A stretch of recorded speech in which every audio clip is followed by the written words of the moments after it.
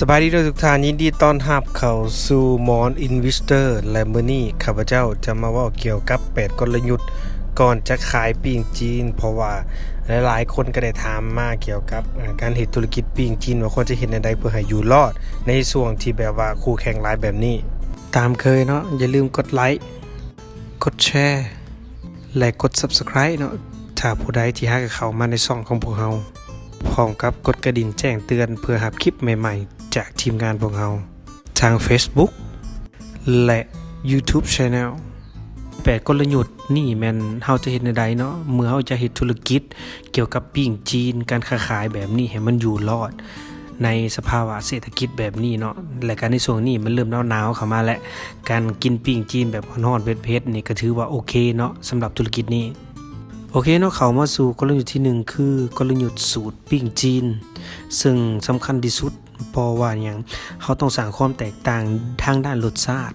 ถ้าว่ารสชาติของปิ้งจีนของเฮามันดีเนาะแล้วก็มีความแตกต่างไปกินห้านได้ก็ยาเนาะแต่ว่าถ้าอยากกิน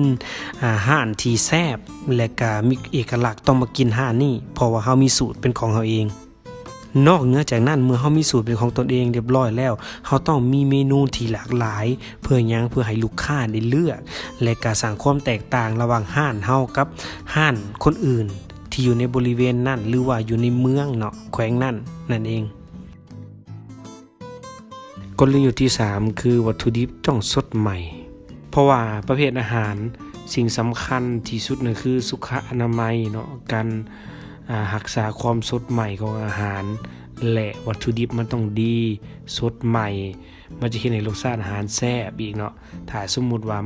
มันบ่สดมันมีกลิ่นเขาก็จะบอกต่อๆกันไปอย่าลืมว่าการบอกต่อเนาะถ้าเห็นอย่างบ่ดีคนหนึ่งจะบอกอีก25คนพุ่นอันที่ว่ามาแต่1แล้วจนมาฮอด3แล้วมา9ใส่ข้อที่4นั่นก็คือการสร้างความแตกต่างสร้างความแตกต่างเฮาต้องเบิ่งว่าการสร้างความแตกต่างของเฮามันมีหยังแหน่1มันแม่นโตผลิตภัณฑ์ของเฮาเองบ่2มาราคาบ่และ3มาการขายที่มันมีจุดเด่นดังกล่าว1ก็ประกอบมีคือหน้าห้านประเภทนี้เนาะการตกแต่งหรือว่าโต๊ะตั้งตัวนี้ก็ถือว่าเป็นการสร้างความแตกต่างหรือว่าเมนูที่เฮาเว้ามาก่อนๆนี่แหละเนาะกลยุทธ์ที่5คือบริหารให้รอดสำหรับการบริหารหลายๆคนอาจจะมองข้ามไปเฉพาะคนบ้านเฮาเนาะเพราะว่าหยังเพราะว่าลืมคำนึงมึงว่าบัญชีเนาะบัญชีรายรับรายจ่ายของเฮามันมีหยังแหน่หรือว่าการบริหารพนักงานเนาะที่เฮาต้องจ้างมีแนวใดการเซาเฮือนเซาบ่หรือว่าห้านตัวนี้อีกเนาะถ้าสมมุติเฮาบริหารบ่ดีหรือว่าเฮาเฮ็ดการตลาดบ่ได้ก็ถือว่าธุรกิจเฮาไปบ่รอดกลยุทธ์ต่อมาคือกลยุทธ์ที่6ลูกค้าคือคนในครอบครัวเป็นหยังคือว่าแนวนั้นบางธุรกิจเนาะเปลี่ยนผู้บริหารทำอิฐเนาะเอาใจใส่ลูกค้าไผเข้ามาก็ถามไผเข้ามาก็ทักทายเนาะลูกค้าก็จะเกิดหยังเกิดความรักในห้านนั้นและก็จะกลับมาอีกแต่ว่าบางทีเนาะผู้บริหารที่อาจจะมาสับเปลี่ยนใหม่บ่ล้มให้ลูกค้าซ้ำหรือว่าพนักงานเสิร์ฟบ่เว้ากับลูกค้าซ้ำหรือว่าบ่เอาใจใส่ลูกค้าถามหยังก็เสยอยู่ย่างกายไปไกลมาบางทีลูกค้าอาจจะบ่กลับมาอีกเลยได้แบบว่ามาใช้บริการหรือว่ามาซื้อเพียงแต่เทื่อเดียวแล้วเขาก็บ่กลับมาอีกย้อนว่าหยังย้อนว่าเวลาเขามาในห้างแล้วรู้สึกบ่เป็นกันเองแบบนี้หั่นนะหรือว่าบ่รู้สึกว่าพนักงานเสิร์ฟหรือว่าเจ้าของห้างบ่ให้ความสำคัญถ้าสมมุติว่าเฮาให้ความสำคัญกับลูกค้าคือกับครอบครัวเนาะเขาก็จะรู้สึกแบบนั้นและเขาก็จะกลับมาใช้บริการของอีกกลับมาซื้อสินค้าของเฮาอีกกลยุทธ์ที่7แม่นเสริม2ทางออนไลน์อันเสริมทับอีกอันหนึ่งเนาะให้กับธุรกิจของเฮาให้หลายๆคนได้รู้เกี่ยวกับธุรกิจของพวกเฮานั่นก็คือ2ทางออนไลน์เฮามี Facebook เฮามี YouTube และเฮามีอีหยังต่างๆนานาเนาะอยู่ในมือเฮาสามารถเฮ็ดธุรกิจออนไลน์หรือว่าขายปิ้งจีนแบบออนไลน์นี่ได้เฮ็ดให้คนหลายๆคนนั้นรู้จักธุรกิจของพวกเฮาและก็ประหยัดเงินอีกเพราะว่าหยังเพราะว่ามันบ่ใช้เงินหลายเนาะประเภทนี้ข้อที่8เสริมมาก็คือการสร้างเครือข่ายสำหรับผู้ขายนำกันการสร้างเครือข่ายสำหรับผู้ขายนำกันเป็นหยังคือข้าพเจ้าคือเอาตัวนี้มาเว้าย้อนว่า มีหลายกรณีคือเฮาหยังเฮาตั้งแบบว่าเป็นคู่แข่งกันหญ้าชิงลูกค้ากันแต่ว่าเฮาบ่ได้มาล้มกันว่าเฮาจะเห็นแนวใดเนาะเพื่อดึงดูดลูกค้าให้หลังจากกินห้านนี้แล้วจะไปกินห้านอื่นแน่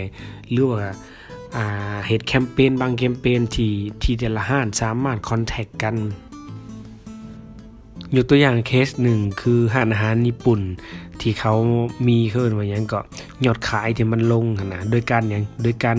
เป็นคู่แข่งกันหลายเกินไปบัดนี้เขาเริ่มมาล้มกันหลังจากนั้นเลยแชร์ไอเดียพร้อมทั้งเฮ็ดแคมเปญนึงขึ้นมาคือเฮาตะเวนว่าซั่นซะตะเวนไปกินแต่ละห้านเมื่อครบทุกห้านแล้วจะมีหยังจะมีของแถมหรือว่าการกินฟรีแบบนี้เป็นต้นเนาะเพื่อให้ลูกค้าแคมเปญดังกล่าวเฮ็ดให้ยอดขาย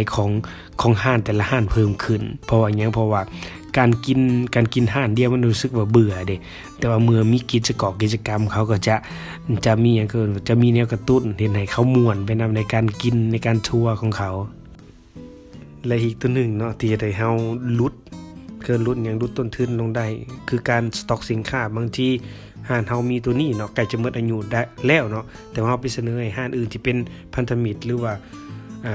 หมู่กันว่าซั่นซะในการกระจายวัตถุดิบของเฮาตัวเก่าเพื่อเฮาบ่เก็บโดนเฮาก็แชร์กันไป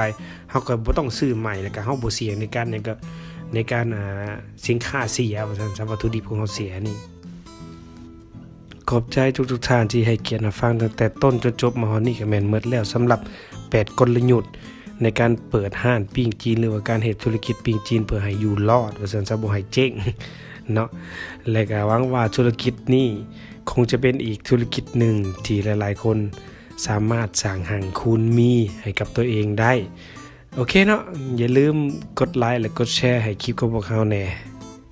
พบกันใหม่ในคลิปต่อไปว่าเราจะมีเคล็ดลับหยังหรือกลยุทธ์หยังเกี่ยวกับธุรกิจหรือว่าทุกท่านสามารถถามเข้ามาได้เนาะคอมเมนต์กันเข้ามาหรือว่าแชทกันเข้ามาได้และเราจะไปหาข้อมูลเพื่อมาตอบให้กับทุกท่านขอบใจ